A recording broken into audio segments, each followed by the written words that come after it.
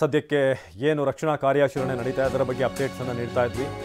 ಸುಂದರವಾಗಿದ್ದಂಥ ಕುಟುಂಬದಲ್ಲಿ ವಿಧಿಯಾಟ, ನೆಮ್ಮದಿಯಿಂದ ನಿದ್ರೆ ಮಾಡ್ತಾ ಇದ್ರು. ಬೆಳಗಿನ ಜಾವ 4 ಗಂಟೆ 5 ಗಂಟೆಗೆ ಎಲ್ಲರೂ ಕೂಡ, ಅದು ಕೂಡ ಮಳೆ ಬರುವಂಥ ಸಂದರ್ಭದಲ್ಲಿ ಇನ್ನೂ ಚೆನ್ನಾಗಿ ನಿದ್ದೆ ಬರುತ್ತೆ.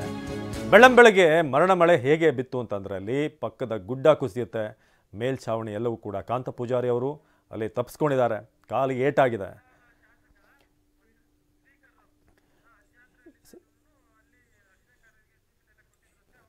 ಇದೀಗ ನಮ್ಮ ಜೊತೆ ಸ್ಥಳೀಯ ಶಾಸಕರು ಹಾಗೆ ಮಾನ್ಯ ಸ್ಪೀಕರ್ಗಳಾದಂಥ ಯುಟಿ ಖಾದರ್ ಅವರು ನಮ್ಮ ಜೊತೆ ದೂರವಾಣಿ ಸಂಪರ್ಕದಲ್ಲಿದ್ದಾರೆ.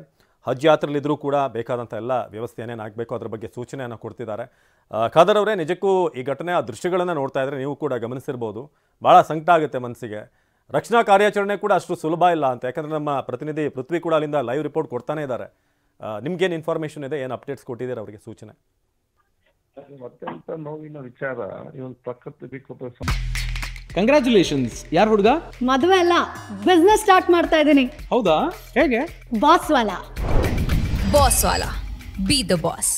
ಸಂಬಂಧಪಟ್ಟಾಗಿ ಇವತ್ತು ಮಂಗಳೂರು ಅಂತ ಜಿಲ್ಲೆಯಲ್ಲಿ ಧಾರಾಕಾರ ಮಳೆ ಆಗಿ ಹೌದು, ಕೆಲವೊಂದು ಗುಡ್ಡ ಕುಸಿತವಾಗಿದ್ದು ಮನೆಗಳು ಹಾನಿ ಮಾಡ್ತಾರಲ್ಲ, ನಾವು ಕೆಲವು ಕಲ್ಕೊಂಡಿದ್ದೇವೆ. ಒಂದು ಭವಿಷ್ಯದ ದೇವನಕಟ್ಟೆಯಲ್ಲಿ ಒಂದು ಮಗು ಮನೆಯಲ್ಲಿದ್ದು ಗುಡ್ಡ ಜರಿತ್ತು, ಈಗಾಗಲೇ ತೀರಿ ಹೋಗಿದ್ದಾರೆ.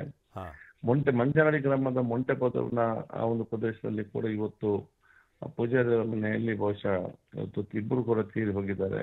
ಅದರಲ್ಲಿ ಇನ್ನಿಬ್ಬರು ಮನೆಯಲ್ಲಿ ಸೇರಿಕೊಂಡಿದ್ದಾರೆ. ಅದು ದೊಡ್ಡ ಮಟ್ಟದ ಒಂದು ಟೀಮ್ ಅವರ ಮೇಲೆ ಇರುವಾಗ ಇವರಿಗೆ ಆಕ್ಸಿಜನ್ ಆಸ್ಪತ್ರೆಯವರು ಈಗ ಡಾಕ್ಟರ್ಸ್ ಅಲ್ಲಿ ಇಡೀ ಅಂಡರ್ ನಮ್ಮ ಅಪರ ಜಿಲ್ಲಾಧಿಕಾರಿಯವರ ನೇತೃತ್ವದಲ್ಲಿ ಎರಡು ನರಿಗಾಣ ಮತ್ತು ಮಂಜನ ಗ್ರಾಮ ಪಂಚಾಯತಿಯ ಅಧಿಕಾರಿ ಅಧ್ಯಕ್ಷ ಸದಸ್ಯರು ಮತ್ತು ಎಲ್ಲ ಊರವರು ಸೇರಿಕೊಂಡು ಎಲ್ಲ ಜಾತಿ ಒಟ್ಟು ಸೇರಿಕೊಂಡು NDRF ನವರಿಗೆ ಸಹಕಾರ ಕೊಟ್ಟು ಅವರು ಆದೇಶ ಕೆಲಸ ಮಾಡ್ತಾ ಇದ್ದಾರೆ. KSR ಹಾಸ್ಪಿಟಲ್ ನ ವೈದ್ಯರು ಕೂಡ ಬಂದು ಅಲ್ಲಿ ಇಬ್ಬರು ಸಿಲುಕಿದವರಿಗೆ ಆಕ್ಸಿಜನ್ ಕೂಡ ಇವತ್ತು ಕೊಟ್ಟಿದ್ದಾರೆ. ಮಗು ಮತ್ತು ತಾಯಿಗೆ ಆಕ್ಸಿಜನ್ ಕೊಡ್ತಾ ಇದ್ದಾರೆ. ಹಾಗಾದ್ರೆ NDRF ಕೂಡ ಸಡನ್ ಏಕಾಏಕಿ ಅದನ್ನ ತೆಗಿಲಿಕ್ಕೆ ಆ ಬೀಮ್ ಅನ್ನು ಸ್ಲೋಲಿ ಕಟ್ ಮಾಡಿ ತೆಗಿಬೇಕಿಲ್ಲ. ಸ್ವಲ್ಪ ಹೆಚ್ಚು ಕಮ್ಮಿ ಆ ಬೀಮ್ ಈ ಮಕ್ಕಳ ಮೇಲೆ, ತಾಯಿ ಮತ್ತು ಮಗಳ ಮೇಲೆ ಬೀಳ್ತದೆ. ಆದ ಕಾರಣ ಜಾಗೃತೆಯಿಂದ ಸೂಕ್ಷ್ಮತೆಯನ್ನು ತೆಗಿತಾ ಇದ್ದಾರೆ. ಅದರ ಕೆಲವು ಕಡೆ ಜಲವೃತ ಆಗಿದೆ, ಅಲ್ಲಿ ಕೂಡ ಇವತ್ತು ಕಾರ್ಯಾಚರಣೆ ನಡೀತಾ ಇದ್ದಾರೆ. ಅಧಿಕಾರಿ ಜೊತೆಯಲ್ಲಿ ಊರವರು ಮತ್ತೆಲ್ಲ ಸಂಘ ಸಂಸ್ಥೆಯವರು, ನಮ್ಮ ಗ್ರಾಮ ಪಂಚಾಯತ್ ಜನಪ್ರತಿನಿಧಿಗಳು ಮತ್ತು ಎಲ್ಲಾ ಜಾತಿ ವರ್ಗ ಒಗ್ಗಟ್ಟಾಗಿ ಒಬ್ಬರಿಗೊಬ್ಬರು ಒಂದೊಂದು ಕಡೆಯಲ್ಲಿ ಒಂದೊಂದು ರೀತಿಯ ಸಹಕಾರ ಮಾಡ್ತಿರೋದು ಕೂಡ ಇವತ್ತು ಅಲ್ಲಿ ಒಬ್ಬರಿಗೆ ಸಹಕಾರ ಕೊಡ್ತಾ ಇದ್ದಾರೆ. ಸೊ ಇವರ ಅಗಲಿದ ನಮ್ಗೆ ಅತ್ಯಂತ ನೋವಿನ ವಿಚಾರ. ಈ ವಿಚಾರ ನಮ್ಮ ಮುಖ್ಯಮಂತ್ರಿ ಅವರ ಕಚೇರಿ ಗಮನಕ್ಕೆ ತಂದಿದ್ದೇನೆ ಮತ್ತು ಕಂದಾಯ ಸಚಿವರು ಕೂಡ ಮಾತಾಡಿದ್ದೇನೆ, ಉತ್ಸವ ಸಚಿವರು ಕೂಡ ಬಗ್ಗೆ ಮಾತಾಡಿದ್ದೇನೆ. ಸರ್ಕಾರ ಸೂಕ್ತವಾದ ಎಲ್ಲ ವ್ಯವಸ್ಥೆ ಮಾಡ್ತದೆ. ಇವತ್ತು ನಾವು ಎಷ್ಟೇ ಪರಿಹಾರ ಕೊಟ್ಟರು ಕೂಡ ಆ ಮನೆಯಲ್ಲಿ ಕಲ್ಕೊಂಡವರ ನೋವನ್ನು ಬಹುಶಃ ಯಾರನ್ನ ತುಂಬಿಸ್ಲಿಕ್ಕೆ ಸಾಧ್ಯ ಇಲ್ಲ. ಆದ್ರೂ ಸರ್ಕಾರ ಏನಿದೆ ಆ ಪರಿಹಾರ ಇರಲಿ ಮತ್ತು ಒಂದು ಕಾರ್ಯಾಚರಣೆಯಲ್ಲಿ ಸೂಕ್ತವಾಗಿ ಮಾಡ್ತೇವೆ. ನಾನು ಕೂಡ ನನಗೆ ಆಗಿಂದಾಗ ಅಪ್ಡೇಟ್ ಮಾಡ್ತಿದ್ದಾರೆ. ನಾನು ಕೂಡ ಬೆಳಿಗ್ಗೆಯಿಂದ ಕಡೆ ಸಂಪರ್ಕದಲ್ಲಿ ಎಲ್ಲ ಗ್ರಾಮದ ಎಲ್ಲ ಮುಖ್ಯಸ್ಥರು ಮತ್ತು ಅಧಿಕಾರಿ ಜೊತೆ ಇವತ್ತಿದ್ದೇನೆ. ಇನ್ನೊಂದು ಸವಾಲು ಏನು ಅಂತಂದ್ರೆ, ಆ ಮನೆ ಬಳಿ 2 ವೀಲರ್ ಬಿಟ್ರೆ ಬೇರೇನೂ ಹೋಗಕ್ಕೂ ಕೂಡ ಸಾಧ್ಯ ಇಲ್ಲ ಅಂತ ಮಾಹಿತಿ ಇತ್ತು. ಅಂದ್ರೆ ಅರ್ಥಮವಸ್ತು ಇರ್ಬೋದು. ಇಲ್ಲ ನೋಡಿ, ಅದು ಒಂದು ಅತ್ಯಂತ ಒಂದು ಕುಗ್ರಾಮ. ಇವತ್ತು ಅಲ್ಲಿ ಸಂಪೂರ್ಣವಾಗಿ ನಾವು ಅಲ್ಲಿ ಕಾಂಕ್ರೀಟೀಕರಣ ಕೆಳಗೆ ತನಕ ಮಾಡಿಕೊಂಡು ಬಂದಿದ್ದೇವೆ. ಅಲ್ಲಿಂದ ಕೆಳಗೆ ಅವರ ಮನೆಗೆ ಹೋಗುದು ಮಾತ್ರ ಸ್ವಲ್ಪ. ನಮ್ಗೆ ಅಲ್ಲಿ ತನಕ ಲಾರಿ ಒಂದ್ ಸೈಡ್ ಒಂದು ಕಡೆ ಹೋದ್ರೆ ಒಂದ್ ಸೈಡ್ ಲಾರಿ ಹೋಗ್ತದೆ. ಮತ್ತೆ ಅದು ಕೊನೆಯಲ್ಲಿ ಮಾತ್ರ ಅಲ್ಲಿ ಲಾಸ್ಟ್ ತನಕ, ಯಾಕಂದ್ರೆ ಅದೊಂದು ಮುನ್ಸಿಪಲ್ ಇಂಟೀರಿಯರ್ ಪ್ಲೇಸ್ ಆಗಿತ್ತು. ನಾನೇ ಅಲ್ಲಿ ಆತ ಪಂಚಾಯತ್ ಸಹಕಾರ ಪಡೆದುಕೊಂಡು ಆ ಎಂಡ ತನಕ ಕಾಂಕ್ರೀಟ್ ನಾನು ಇವತ್ತಲ್ಲಿ ಮಾಡಿದೆ. ನಮ್ಮ ಪಂಬದ ಕುಟುಂಬದವರು ಅಲ್ಲಿ ಇವತ್ತು ಜೀವನ ಮಾಡ್ತಾ ಇದ್ದಾರೆ. ಅದರ ಲೆಫ್ಟ್ ನ ಇಲ್ಲಿ ಎಲ್ಲ ಜಾತಿಯವರು ಇರ್ಕೊಂಡಿದ್ದಾರೆ. ಆಯ್ತಾ, ಅಲ್ಲಿ ಪಕ್ಕದ ST ಒಂದು ಹಾಸ್ಟೆಲ್ ಕೂಡ ನಿರ್ಮಾಣ ಮಾಡಿದೆ. ಎಂಟು ತನಕ ಕಾಂಕ್ರೀಟ್ ಹೋಗೋ ತನಕ ಕೂಡ ವಾಹನ ಹೋಗ್ತದೆ. ಮತ್ತೆ ಒಂದ್ ಸೈಡ್ ವಾಹನ ಒಂದು ಕಡೆ ಕೆಳಗೆ ಹೋದ್ರೆ ಲಾರಿ ಮತ್ತೆ ಮೇಲೆ ಬರ್ಬೇಕು, ಬೇರೆ ವೆಹಿಕಲ್ ಬರೋದು ಕಷ್ಟ ಆಗ್ತದೆ. ಅಲ್ಲಿಂದ ಕೆಳಗೆ ತನಕ ಸ್ವಲ್ಪ ಕಷ್ಟ ಅಷ್ಟೇ. ಬಟ್ ಖಾದರ್ ಅವರೇ, ಈಗ ಈ ತರ ಮನೆಗಳು ಬಹಳಷ್ಟು ಕಡೆ ಗುಡ್ಡ ಪ್ರದೇಶದಲ್ಲೇ ಕಟ್ಕೊಂಡಿರೋದು ಆಗ್ತಾ ಇದೆ. ಸೊ ಇಂಥದಕ್ಕೆ ಏನು ಶಾಶ್ವತ ಪರಿಹಾರ ಅನ್ನೋದು ಏನು ಅಂತ ಅಂದ್ರೆ, ಕೆಲವರು ಮನೆ ಹಿಂದೆ ಏನಾದರೂ ಅಗ್ದಿರುವಂಥದ್ದು ಮಣ್ಣು ತೆಗೆಯುವಂಥದ್ದು ಕೂಡ ಮಾಡ್ತಾರೆ. ಹಿಂದೆ ಜಾಗ ಬೇಕು ಮನೆ ಹಿಂದೆ, ಮನೆ ಮುಂದೆ ಅಂತ. ಇಂಥದಕ್ಕೆ ಏನಾದರೂ ಒಂದು ಶಾಶ್ವತ ಪರಿಹಾರ ಅನ್ನೋದು ಏನು? ಮನೆ ಕಟ್ಟಬೇಕಾದ್ರೇನೆ ಇಂಥ ಕಡೆ ಕಟ್ಟಬಾರ್ದು ಅಂತ, ಅಥವಾ ಕೆಲವರಿಗೆ ಪಾಪ ಬೇರೆ ಜಾಗ ಇರೋದಿಲ್ಲ, ಅಲ್ಲೇ ಕಟ್ಟಬೇಕು, ಅವ್ರಿಗೆ ಬೇರೆ ವಿಧಿ ಇಲ್ಲ. ಸೊ ಹೇಗೆ ಸೊಲ್ಯೂಷನ್ ಹೇಗೆ ಅಂತ? ಈಗ ನಾವು ಈ ನೋವಿನ ವಿಚಾರದಲ್ಲಿ ಇದ್ದೇವೆ. ಎಲ್ಲಾ ಕಡೆ ರೂಲ್ಸ್ ಇದೆ, ಅದು ರೂಲ್ಸ್ ಫಾಲೋ ಆಗ್ತಾ ಇಲ್ಲ. ಇದನ್ನು ಸಮರ್ಥವಾಗಿ ಗ್ರಾಮ ಪಂಚಾಯತಿಯಲ್ಲಿ ಅಥವಾ ಸ್ಥಳೀಯ ಲೋಕಲ್ ಬಾಡಿಯಲ್ಲಿ ಇಂಪ್ಲಿಮೆಂಟ್ ಮಾಡ್ಲಿಕ್ಕೂ ಕೂಡ ಸ್ವಲ್ಪ ಹಿಂದೇಟ್ ಆಗ್ತದೆ. ಯಾಕೆ ಒಂದೊಂದು ಸಂಬಂಧಿಕರು ಎಲ್ಲ ಮಿತ್ರರು ಎಲ್ಲ ಪರಿಚಯಿಸ್ತಾರೆ ಮನೆ ಕಟ್ಟುವವರು.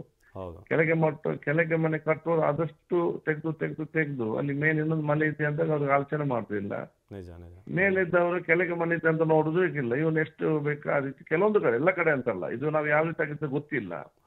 ಅದು ಜನ ಸ್ವಯಂ ಪ್ರೇರಿತವಾಗಿ ಗುಡ್ಡಗಾಡು ಪ್ರದೇಶದಲ್ಲಿ ಮನೆ ಕಟ್ಟುವಾಗ ಸ್ವಯಂ ಪ್ರೇರಿತವಾಗಿ ಆಲೋಚನೆ ಮಾಡ್ಬೇಕು. ಭವಿಷ್ಯದಲ್ಲಿ ಇವತ್ತಲ್ಲ 10-20 ವರ್ಷದ ನಂತರ ಕೂಡ ಏನ್ ಆಗದ ರೀತಿಯಲ್ಲಿ ನೋಡಿಕೊಳ್ಬೇಕು.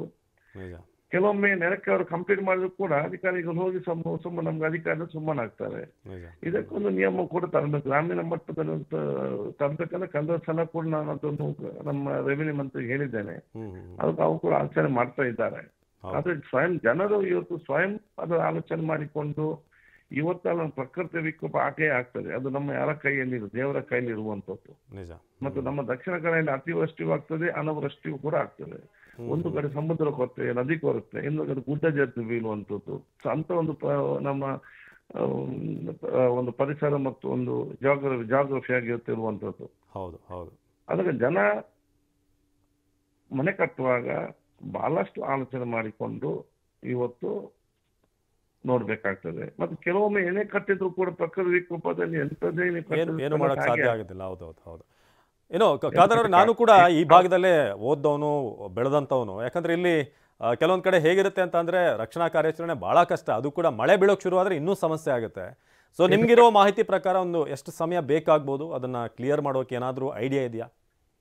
ಈಗ ಅಲ್ಲಿಗ ನನಗೆ ಅಧಿಕಾರ ಸಂಪರ್ಕ ಇದ್ದೇವೆ ಅಂದ್ರೆ ಬಹಳ ಸೂಕ್ಷ್ಮದಿಂದ ಕೆಲಸ ಮಾಡ್ತಿದ್ದೆ NDRF ನವರು. ಏಕೆ ಮಾಡಿದ್ರು ನಮ್ಗೆ ಎಲ್ಲರಿಗೂ ಹೆದರಿಕೆ. ಭೀಮ್ ಅನ್ನೋದು ಬಿದ್ದು ಬಿಟ್ಟು ನಮ್ಮ ಇಬ್ಬರು ಮತ್ತೆ ಪಾಪ ನಮ್ಮ ಇಬ್ಬರು ಅವ್ರನ್ನ ನಾವು ಯಾವುದೇ ಕಾರಣಕ್ಕೂ ಅವ್ರನ್ನ ನಾವು ರಕ್ಷಣೆ ಮಾಡ್ಲೇಬೇಕು ಸೂಚನೆ ಕೊಟ್ಟಿದ್ದೇನೆ. ಅದಕ್ಕಾಗಿ ಆಕ್ಸಿಜನ್ ಎಲ್ಲ ಕೊಡ್ತಾ ಇದ್ದುಕೊಂಡು ಅವರು ಇವತ್ತು ಸರಿಯಾಗಿದ್ದಾರೆ. ಅಗತ್ಯ ಬಂದ್ರೆ ಊಟದ ವ್ಯವಸ್ಥೆ ಮಾಡ್ಬೇಕಂತ ಹೇಳಿದಾಗ ಡಾಕ್ಟರ್ಗೆ ಬೇಡ ಆಕ್ಸಿಜನ್ ಕೊಡ್ತಾ ಇದ್ದೇವೆ. ಸೂಕ್ಷ್ಮತೆ ಅಂತ ಆ ಒಂದು ಪಿಲ್ಲರ್ ಅನ್ನು, ಆ ಭೀಮ್ ಅನ್ನು ತೆರವುಗೊಳಿಸಿ ಅವ್ರ ರಕ್ಷಣೆ ಮಾಡೋ ಕಾರ್ಯ ಎಲ್ಲ ಊರವರೆಲ್ಲ ಪ್ರಾರ್ಥನೆ ಕೂಡ ಮಾಡ್ತಾ ಇದ್ದೇವೆ. ನಾವು ಕೂಡ ಪ್ರಾರ್ಥನೆ ಮಾಡ್ತೇವೆ. ಅಧಿಕಾರಿಗಳು ಮತ್ತೆ NDRF ನವರು ಕೆಲಸ ಮಾಡ್ತಿದ್ದಾರೆ. ಮತ್ತೆ ಎಲ್ಲಾ ಜಾತಿ ವರ್ಗದವರು ಸಹಕಾರ ಕೊಡ್ತಿದ್ದಾರೆ. ವಿಶೇಷವಾಗಿ 2 ಗ್ರಾಮ ಪಂಚಾಯತ್ನವರು, ವಂಜನಾಡಿ ಮತ್ತು ನರಿಗಾನ ಇಬ್ಬರು ಕೂಡ ಸೇರಿಕೊಂಡು ಅಲ್ಲಿ ಸಂಪೂರ್ಣ ಸಹಕಾರ ಅಧಿಕಾರಿಗಳು ಕೊಡ್ತಾ ಇದ್ದಾರೆ. ಓಕೆ.